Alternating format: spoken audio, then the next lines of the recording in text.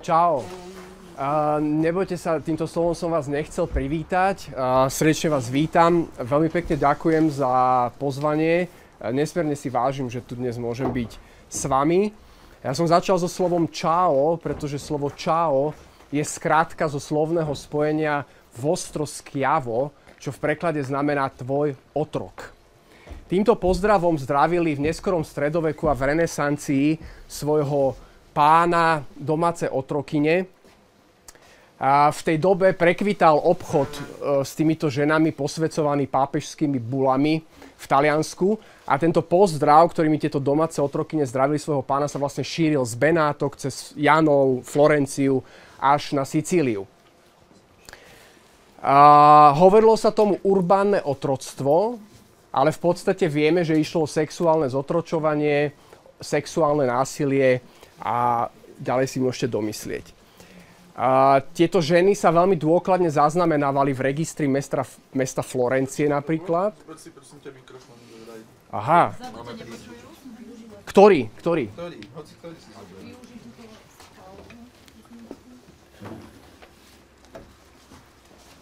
Dobre, počujete ma vzadu, nepočujete ma vzadu. Register mesta Florencie. Hej, je to počuť? Takže tieto ženy boli dôkladne zaznamenávané v registri mesta Florencie a akoby aj vďaka tomu je to vlastne spoločenská skupina, ktorú máme v podstate najlepšie zdokumentovanú z celej talianskej renesancie. Vtedajší byrokrati a funkcionári vlastne zaznamenávali každý centimeter tiel týchto žien, materské znamienka, jazvy a ďalšie drobné detaily. Začal som tú prednášku práve týmto, pretože keď sa chceme baviť o revolte, tak v istom zmysle musíme začať pri otroctve.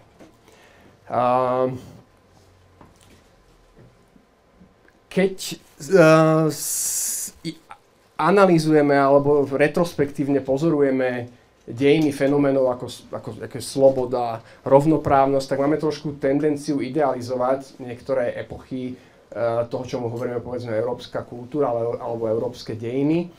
A v podstate tie zárodky identifikujeme samozrejme v antickom Grécku, ako Aristoteles, Platón. A častokrát práve úplne vynechávame skutočnosť, že grécka spoločnosť bola silne otrokárskou spoločnosťou. Dnes napríklad vieme, že zhruba 40% aténskej spoločnosti bolo absolútne zotročených. To boli ľudia, ktorí žili v situácii, ktorej dnes hovoríme sociálna smrť vo výskumoch. To znamená, boli absolútne natálne odsudzení, bez práva na majetok, potomstvo a tak ďalej. Proste viete asi, o čom hovorím. A zaujímavé na tom je to, že hlavne v dejinách európskej politickej filozofie sa nikdy revoltám otrokov a otroky nepripisoval žiaden politický význam. Tá kontinuita je pomerne jasne zmapovateľná, ako to, že napríklad revoltám otrokyň a otrokov nepripisovali význam ľudia, ako bol Thomas Hobbes alebo John Locke, je úplne pochopiteľné, pretože boli tzv. Stockholders spoločnosti ako Virginia Company a Royal African Company a nesmierne profitovali z transatlantického obchodu s otrokyňami a otrokmi. Ale už takisto napríklad Marx s Engelsom doslova inscenovali falošnú rivalitu medzi bielým a čiernym otroctvom. Dokonca Marxa v diele Nemecká ideológia posmieva Maxovi Stirnerovi, že sa veľmi vážne zaoberal napríklad revolúciou na Haiti, o ktorej si možno povieme o chvíľu pár slov, ale už potom trochu zaráža, že napríklad tomu významu týchto revolt nepripisovala žiadny význam ani Hannah Arendt, ktorá dokonca v diele Vita Activa v podstate tam nájdeme historicky absolútne chybnú tézu, že v celých dejinách nenájdeme žiadne relevantné revolty ani revolúcie zo strany otrokov a otrokyň. Ja si sem tam vypomôžem nejakým materiálom, aby som nevynechal nejaké dôležité detaily. A práve v tomto smere je nesmierne zaujímavá revolúcia na Haiti, ktoré roku 1804, 20 rokov po Spojených štátoch, vyhlásilo svoju nezávislosť. V roku 1805 kodifikovalo Haiti jednu z najdemokratickejších ústav tzv. Nového sveta. Táto ústava zakázala existenciu šlachty, garantovala slobodu náboženského prejavu, spochybnila koncept súkromného vlastníctva, kodifikovala absolútnu rovnoprávnosť medzi mužmi a ženami. Môžeme pripomenúť, že v Československu sme sa k niečomu takému dopracovali v roku 1920. A táto ústava odstránila akékoľvek formy otroctva a ako prvá na svete priznala absolútnu rovnosť medzi manželským a nemanželským počatím dieťaťa. Vďaka tomu, že sa toto vlastne predovšetkým v Európe vôbec neriešilo, tak z tejto revolúcie sa stal akýsi historický non-event.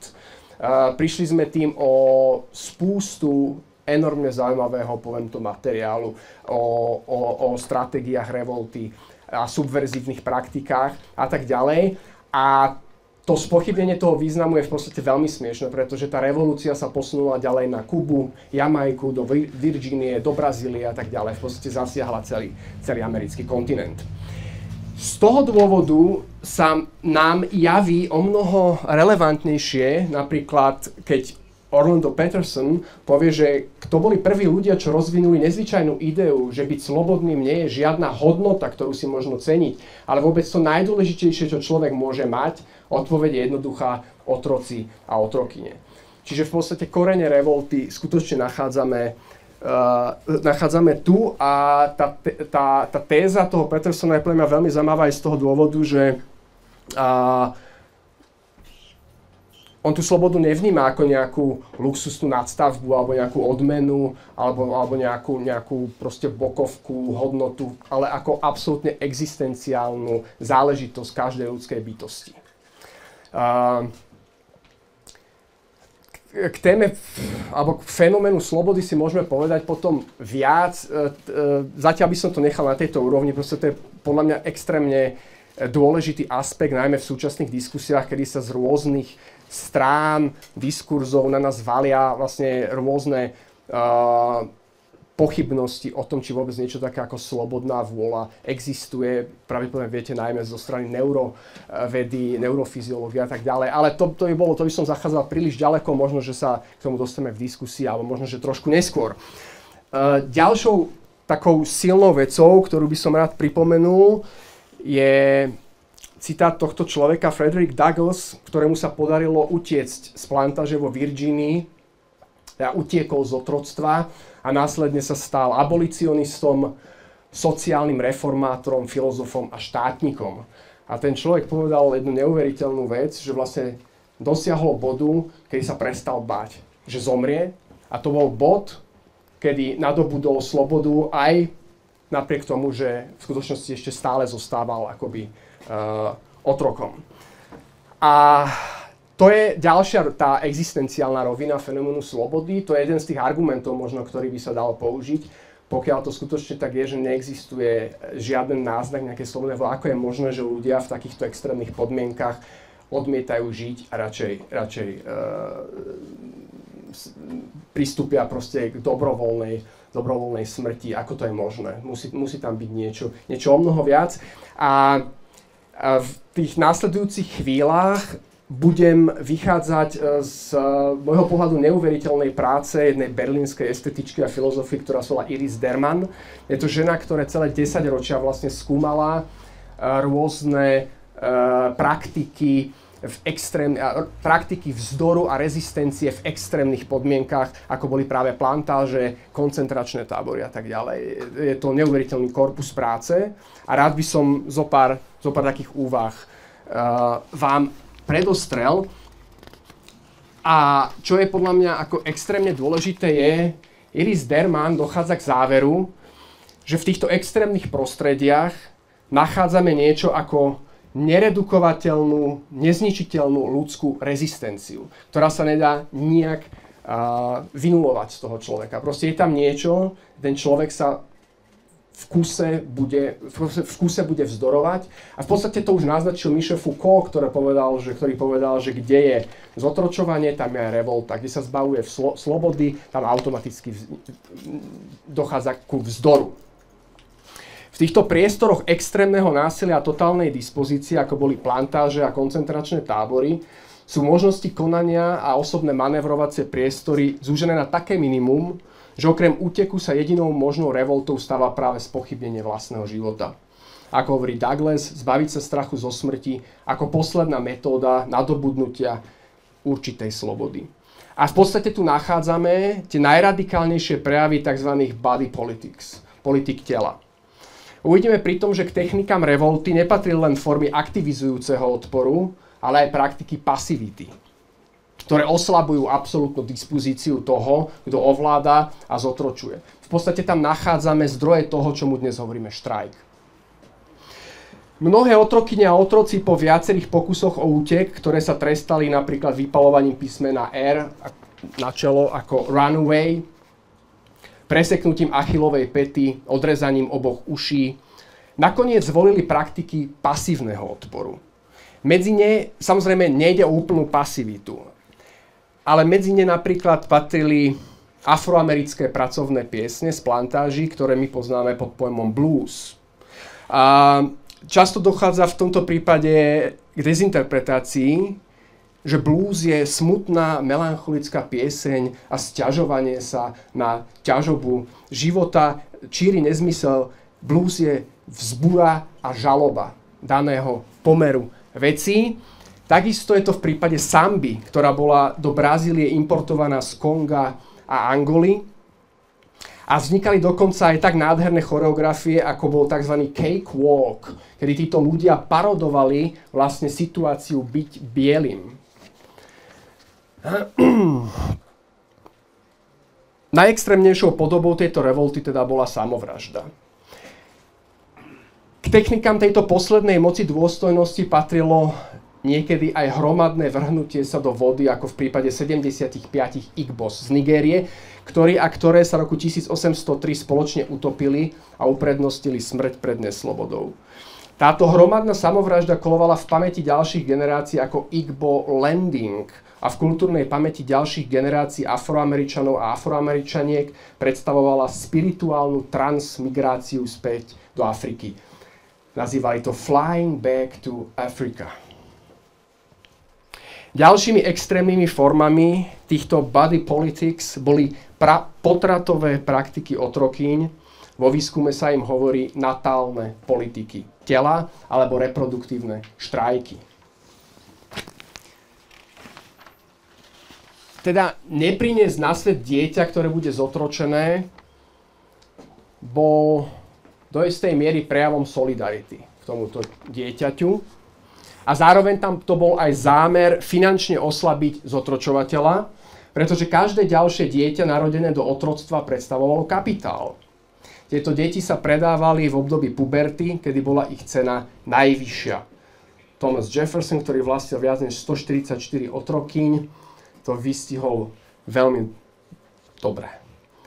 Citujem: I consider a woman who brings a child every 2 years as more profitable than the best man on a farm.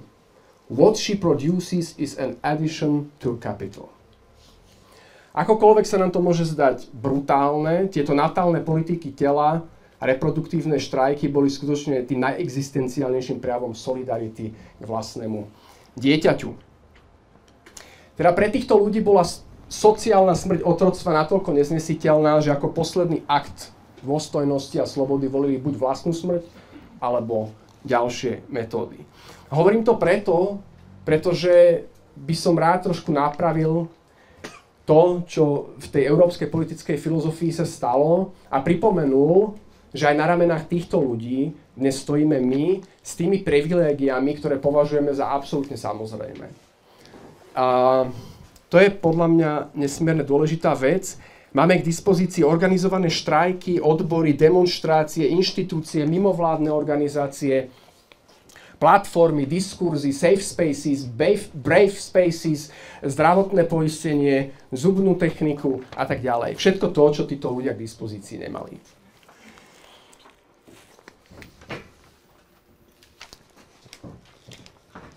Takisto, keď analyzujeme dejiny kultúrnych vojen, povedzme v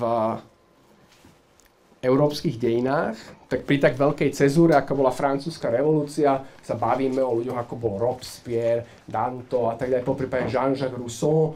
Pritom často zabúdame na to, že v prípade prvého išlo o človeka, ktorý identifikoval teror s cnosťou a poslal pod gilotínu viac ľudí než kdokoľvek iný. V prípade Jean-Jacques Rousseau nečítame už tie pasáže textov, kde Rousseau sa vehementne zasadzoval o zákaz stavby mestského divadla v Ženeve, pretože v ňom mali hrať ženy, ktoré takto vlastne dehonestujú mužov, pretože vlastne len parodujú nejakým spôsobom mužstvo na javisku. A príde mi dosť nepochopiteľné, prečo sa napríklad nebavíme práve o francúzskej abolicionistke, politickej aktivistke, feministke a fantastickej dramatičke s menom Olympe de Gouges, ktorá napísala deklaráciu práv žien a ženských občianok, zasadzovala sa práve za odstránenie otroctva a bola roku 1793 popravená gilotínou na príkaz Robespierra. To sú ďalšie revolty týchto ľudí, na ramenách ktorých stojíme.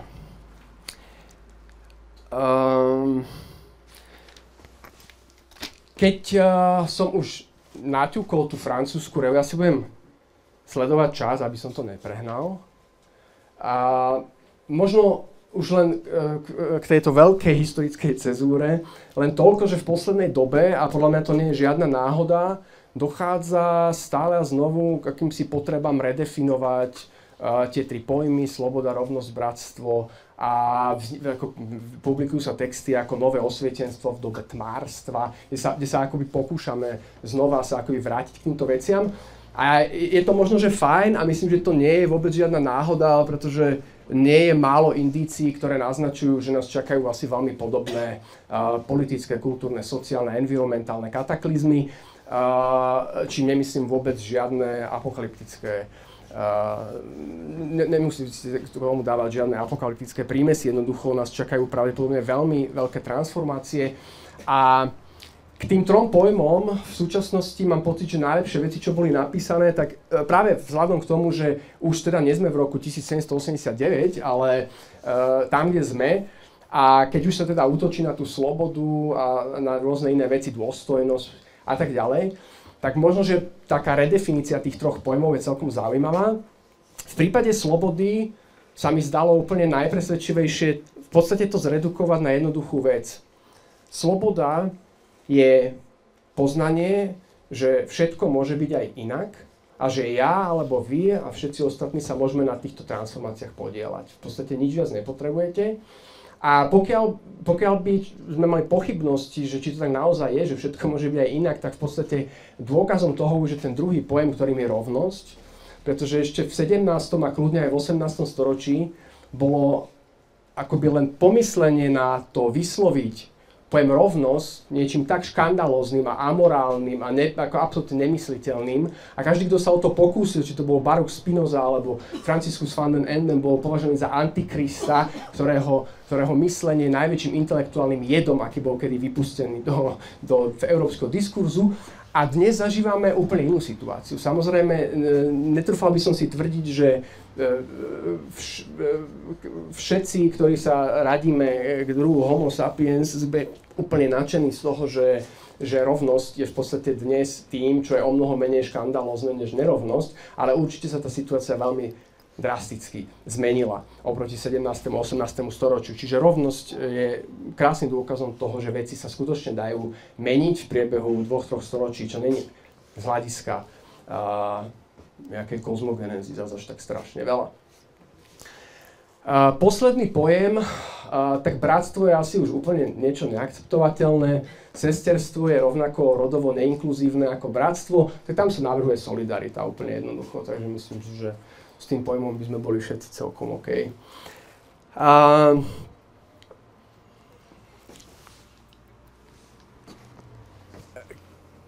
Keď už sme naťukli aj tie zárodky k tomu sa dostanem trošku neskôr, ale feminizmu a vôbec. A v podstate s rovnosťou vždy súvisí pojem dôstojnosti. Určite viete, že Charta základných ľudských práv Európskej únie stojí na jednej centrálnej vete a to je, že ľudská dôstojnosť je nedotknuteľná.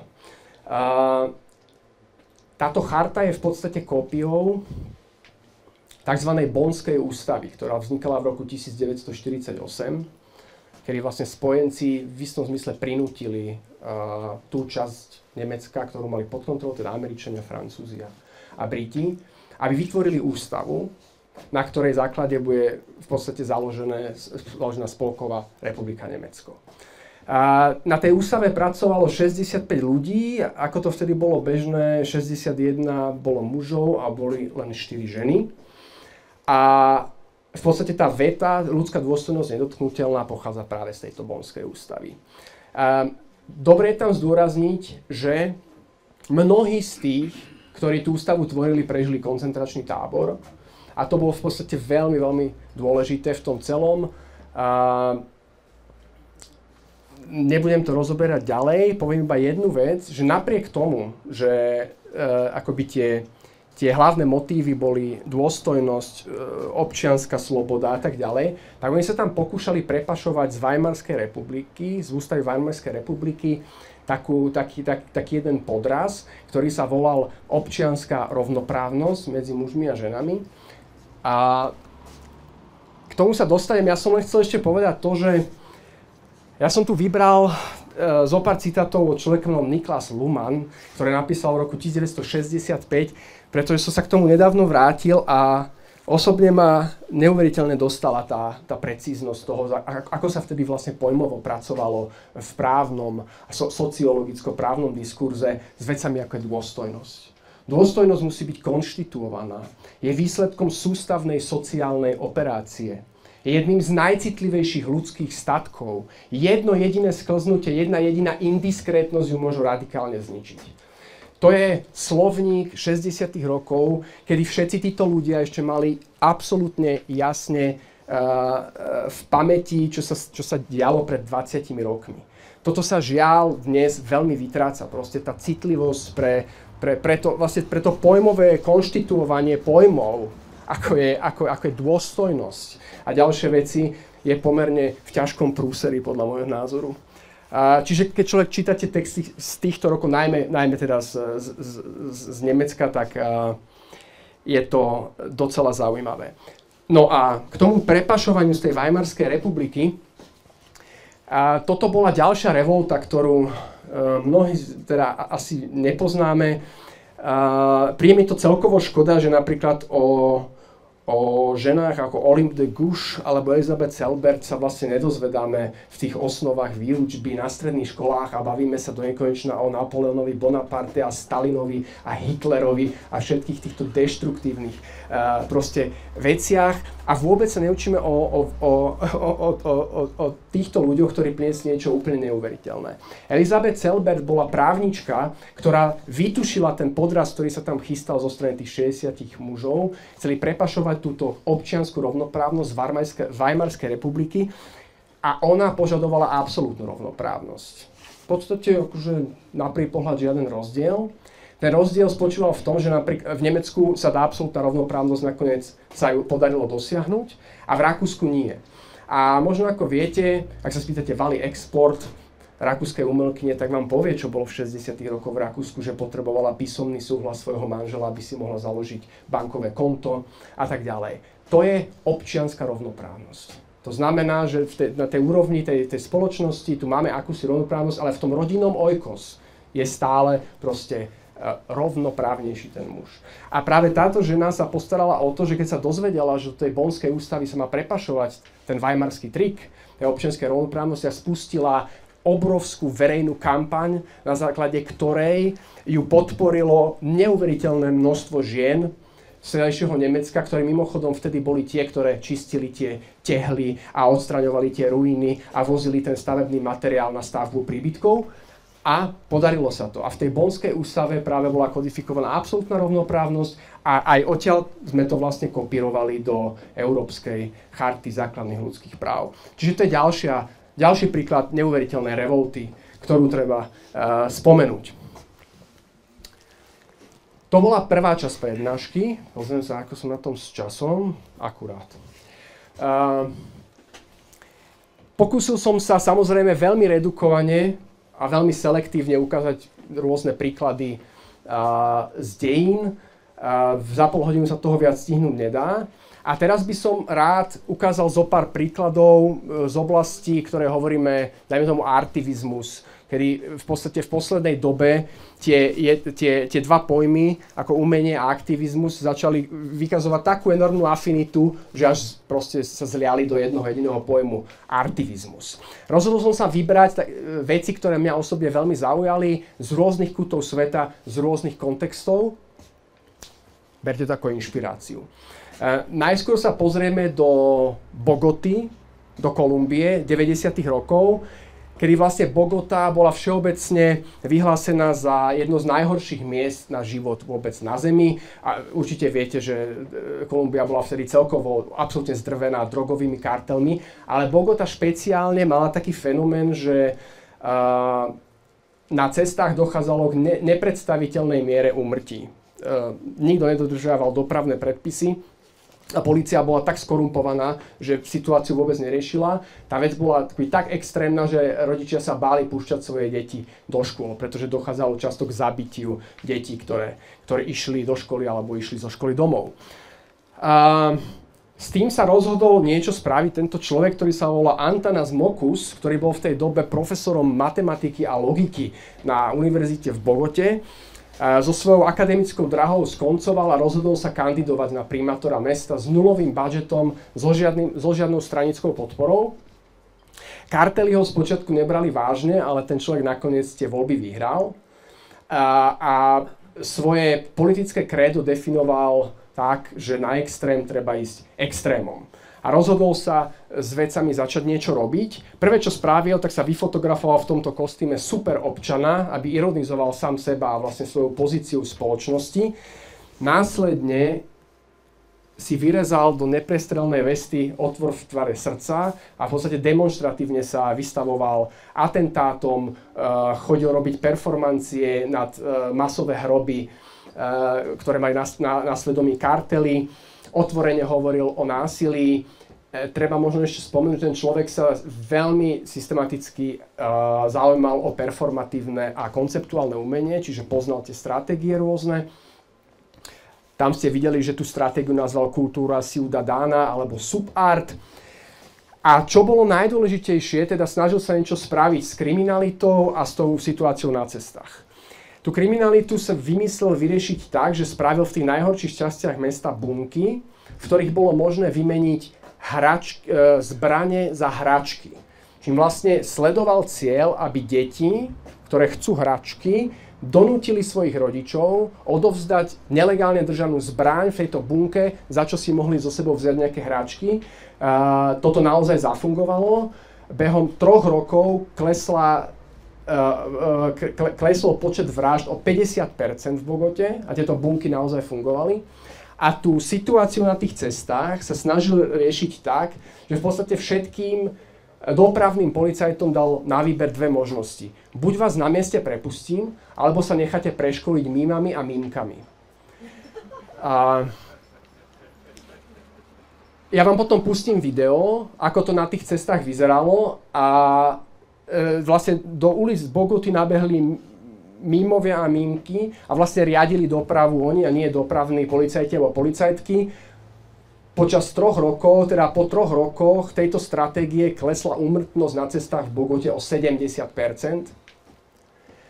65 000 občanov tohto mesta po týchto 3 rokoch začalo platiť dobrovoľne o 10% vyššie dane a tak ďalej. Z Bogoty sa v podstate behom 3 rokov stalo miesto, ktoré bolo dôstojné na život a tak ďalej. A v podstate to trvalo do istej miery dodnes. Tá cezúra bola tak dramatická, diskontinuita, že vlastne to zotrvalo. Že to nevrátilo späť, ten backlash tam nemáme. Tak ako väčšinou máme, v tomto prípade ho nemáme. Ja vám pustím krátke video z toho, ako to na tých uliciach tej Bogoty vyzeralo.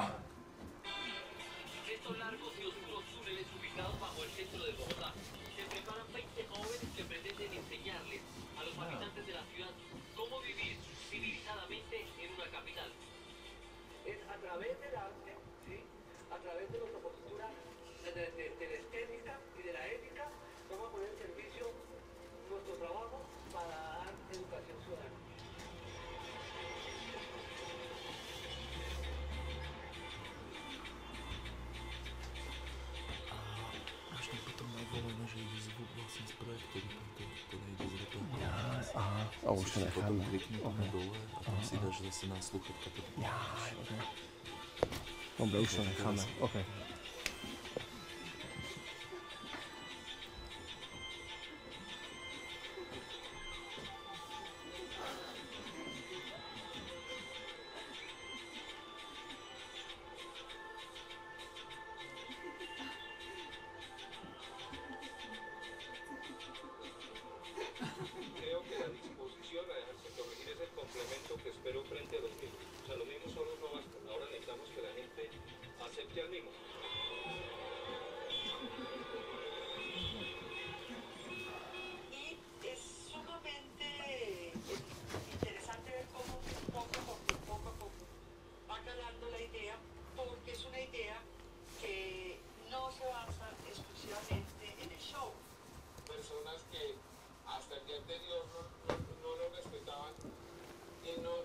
Dobre, myslím si, že na ilustráciu úplne stačilo.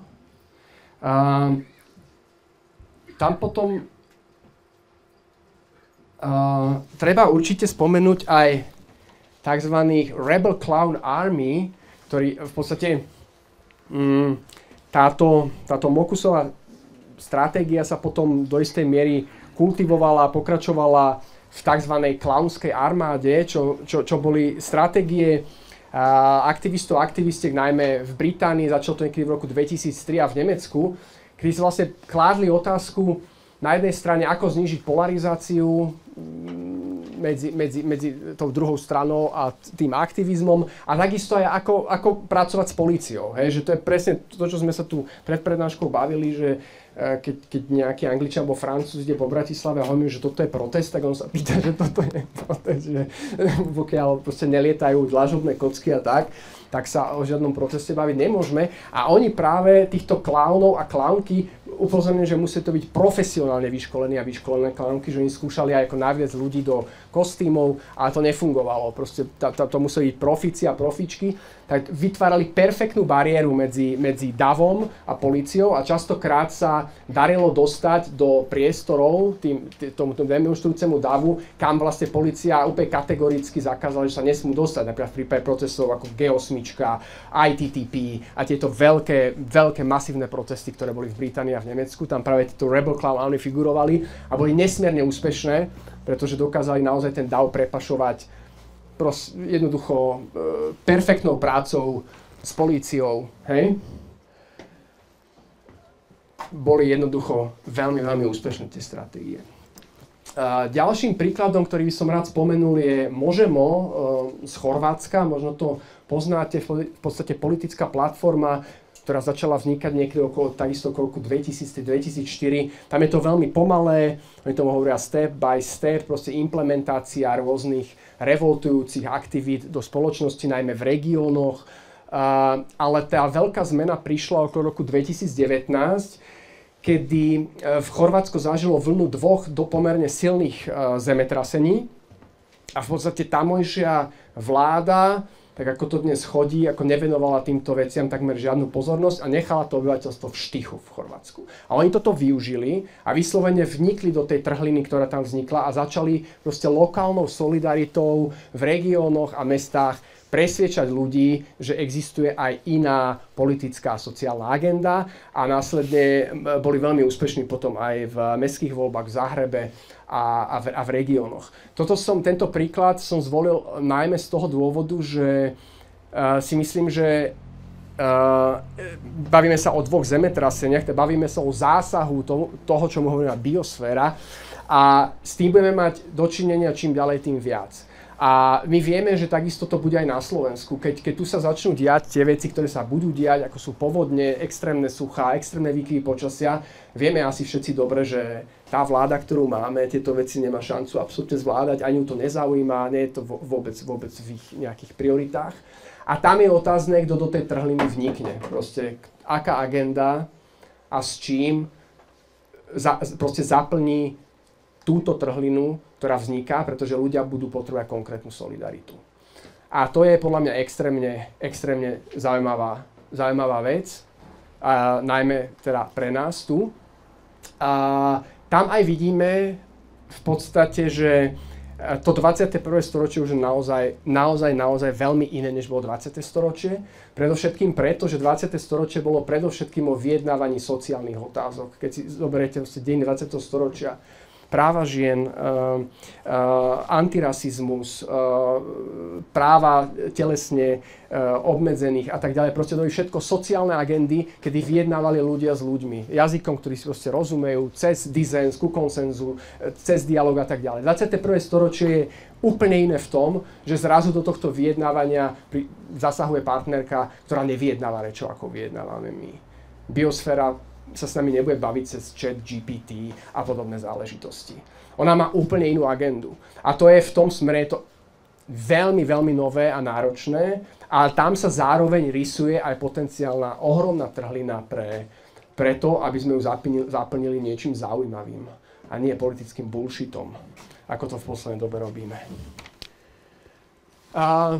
Celkom fajn je aj prístup Ruan grupy, to je vlastne kurátorská skupina z Indonézie, ktorá bola prizvaná do dokumentu 15. Tam boli rôzne kontroverzie, tými sa nebudem zaoberať, to je úplne iná téma, ale páči sa mi, ako oni pristupujú k veciam ako je revolta a solidarita. Oni hlavne sa vyhýbajú kritike. Oni proste kritiku nepovažujú za nosný nástroj nejakej zmeny. A keď boli napríklad pozvaní do Kasselu, aby kurátorovali dokumentu, tak nekritizovali ten festival, čo robí zle a čo by mohol robiť inak. A napríklad vymysleli úplne jednoduchú vec. Dokumenta sa vždy snaží akoby zverejniť ten zoznam tých účastníčok a účastníkov čo najneskôr, aby tak neparticipovala na špekuláciách na trhu s umením. Hej. Čiže sa snažia čo najdlhšie držať v tajnosti ten zoznam. A táto Ruan grupa spravila úplne perfektnú vec. Aha, OK. To znamená, že kde vidie ten zoznam, tak to médium je veľmi lukratívne a chcené. Tak oslovili lokálny časopis pre ľudí bez domova, niečo ako u nás Nota Bene. A to bol jediný časopis na svete, ktorý mohol publikovať zoznam účastníkov a účastníčok Dokumenty 15. Samozrejme, z toho kasselského Nota Bene sa stal vtedy absolútne lukratívny magazín, čím vlastne pomohli ľuďom bez domova. Úplne jednoduchá vec. Ďalšia vec, ktorú urobili, počas Dokumenty vlastne v Kasseli vyletia ceny ubytovania astronomicky, tam niekedy obyčajný hotelík je schopný vypýtať 400 € za noc, proste počas tých 100 dní, tak oni spravili z Frideričiana nocľaháreň, v podstate z múzea, kde človek mohol prenocovať, pokiaľ nemal tých 400 € na jednu noc. Takisto veľmi jednoduchá ako vec, ktorá vytvára nejakú solidaritu voči a zároveň revoltuje zabehané postupy. A neviem, či poznáte Jesmenov. Poznáte. Ja neviem, či to mám púšťať, alebo ne. Toto je... Tak mám ísť ďalej, hej? Nemáš to púšťať. Nie, mám. OK, v podstate niečo ako pozitívny hoax. Úplne jednoduchá vec. V roku 2004 v podstate sme mali 20. výročie katastrofy v indickom Bhopal, kedy vlastne došlo k úniku veľmi nebezpečného smrteľného plynu. Na mieste zahynulo 3800 ľudí, ďalší hynuli ďalej a na svedomí to mal vlastne koncern Dow Chemical, ktorý vlastne samozrejme znížené bezpečnostné štandardy a tak ďalej a to odškodnenie bolo úplne mizivé, úplne mizerné. A títo chlapici vytvorili vlastne v roku 2004, keď bolo 20. výročie tejto katastrofy v Indii, vytvorili fejkovú stránku Dow Chemical a fejkového tlačového hovorcu, ktorý sa volal Jude Finisterra a sa napojili v podstate na BBC a ten jeden z tých jesmenov vlastne mal vydať akoby nejaké vyjadrenie, mediálne vyjadrenie k výročiu 20 rokov tejto katastrofy a on tam vlastne tvrdí, že Dow Chemical konečne dospel k tomu, že treba týchto ľudí odškodniť a my ich odškodníme 12 miliardami dolárov. Trvalo niekoľko hodín, kým sa vlastne spamätali ľudia z Dow Chemical a tak ďalej. Medzi tým burzová hodnota Dow Chemical klesla o 2 miliardy. Čiže na Wall Streete hodina etiky je za miliardu. To je, odvtedy sa to takto hovorí. A to je takisto vynikajúca stratégia. Samozrejme je to úplne iný hoax, než ho poznáme, pretože práve v tom prípade tohto hoaxu nejde o zahmlievanie a skresľovanie, a naopak o exponovanie určitých vecí, ktoré sú nejakým spôsobom na okraji záujmu. Čiže takisto veľmi zaujímavá stratégia. Nebudem púšťať to video. Čo sa týka polarizácie spoločnosti, som si spomenul na Merle Lederman UKLS Touch Sanitation, úplne fantastická vec. Kto bude po revolúcii v pondelok ráno upratovať všetok ten bordel? Bola nádherná práca, ktorú robila v rokoch 77 a 80, vlastne v priebehu 3 rokoch podala ruku a odfotila sa so všetkými, myslím, že 8500 pracovníčkami a pracovníkmi New Yorkskej upratovacej služby.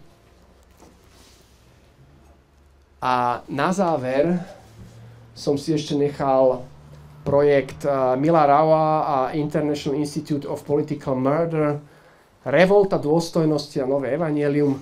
Tam je to vlastne tá revolta dôstojnosti, krásne spojenie, kde ide o v podstate dokumentárny film, taký hybridný, žánrovo hybridný film, ale ten nie je až tak podstatný. Podstatné je, že čo z toho filmu rezultovalo. Ide o to, že Mila Raua oslovilo mesto Matera, ktoré bolo hlavným mestom Európy, európskej kultúry v tej dobe, aby vymyslel nejaký projekt. A on sa dozvedel, že tam začali štrajkovať nejakí ľudia na plantážach s paradajkami. A keď sa začal to bližšie zaujímať, tak prišiel na to, že nedaleko Matery, kde točil Pasolini film o Kristovi a Mel Gibson a všetko tieto veci, tak tam existujú proste obrovské slamy, v ktorých žije okolo 500 000 utečencov a utečenkyň, ktorí sú vlastne sťahovaní, odchytávané talianskou mafiou a následne pracujú na plantážach s paradajkami, pomarančami a tak ďalej za absolútne nepredstaviteľných podmienok. A ten štrajk viedol tento človek, ktorý sa volá Ivan Sané, pochádza z Kamerunu. Ako nesmierne nadané dieťa dostal štipendium, mohol ísť študovať inžinierstvo do Turína a samozrejme to štipendium po krátkej dobe vypršalo a on musel začať zarábať prachy. A tak ako iní išiel práve na juh si zarábať prácou na týchto plantážach, kde sa stal svedkom toho, že jeden človek, ktorý na tej plantáži pracoval, skolaboval, pretože nemal žiaden prístup k pitnej vode, extrémna horúčava. A skupina ďalších ľudí chceli tomuto človeku pomôcť a ten driver, a tam je to v podstate úplne tá istá situácia ako na plantážach vo Virginii, vždy bol driver a gang. Tak ten driver vlastne zakázal tomu gangu pomôcť tomu človeku a ten človek zomrel. A to bol vlastne moment, kedy Ivan Sané sa rozhodol, že treba niečo spraviť a vytvoril si tím z rôznych štátov, teda zástupcov z krajín ako Kamerun, Kongo a vytvorili štrajkový tím a v podstate spustili prvý štrajk proti talianskej mafii, aký vôbec poznáme. A v podstate aj o tom je ten film, o tom štrajku, o tom, čo sa tam deje na juhu Talianska. Ale dôležité je, že ten film v podstate bola len zámienka, ešte nejaké zábery z toho filmu. Ten film bol len taká zámienka k tomu, aby sa vytvorila veľmi zaujímavá paralelná ekonomická infraštruktúra, kedy sa dokázalo zabezpečiť niektorým ľuďom z tých slamov, že boli legalizovaní talianskými úradmi a založili bioorganickú farmu na pestovanie paradajok, ktorá sa volá No Cap. A následne aj z financovania, ktoré pochádzalo z tohto filmu, sa vytvorila vlastne infraštruktúra, pomocou ktorej sa podarilo tieto produkty dostať do viacerých európskych supermarketov. Čiže to je akoby ďalšia zaujímavá stratégia, kedy produkcia nejakého umeleckého formátu sa vlastne použije na financovanie vytvorenia úplne nejakej alternatívnej štruktúry solidarity pre ľudí, ktorí ho potrebujú. Tu by som to ukončil. Ďakujem vám pekne za pozornosť a presunieme sa asi k diskusii. Ďakujem.